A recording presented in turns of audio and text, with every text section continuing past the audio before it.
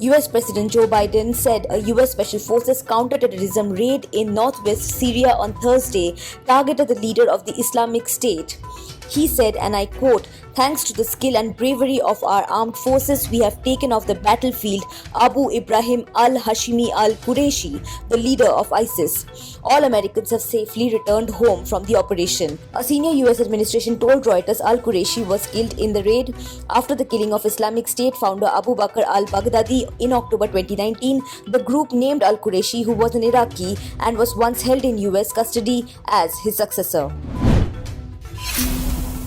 AIMIM chief Asaduddin Owaisi said that 3 to 4 rounds of bullets were fired upon his vehicle while he was heading to Delhi. He is reportedly safe. Bullets were fired upon the vehicle near Chajarzi Toll Plaza while he was heading to Delhi after an election-related event in Kitaur in Meerut. One person has been arrested for firing at Owaisi. According to additional SP Hapur, Sachin, a resident of Noida, had fired the bullets. A 9mm pistol was recovered from Sachin, who was taken into custody. An investigation is underway. Additional Director General of Law and Order Prashant Kumar said that an incident of firing was reported and no one was injured. He said that the incident is currently being investigated.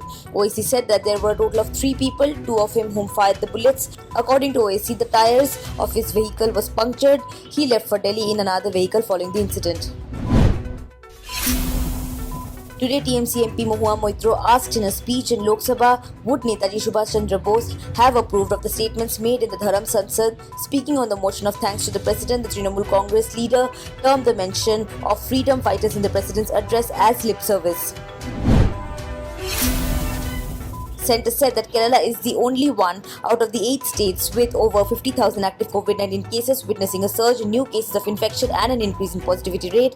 Kerala alone accounts for 24% of all active cases in the country. The second state where data points to an uptick in fresh cases and positivity rate is Mizoram.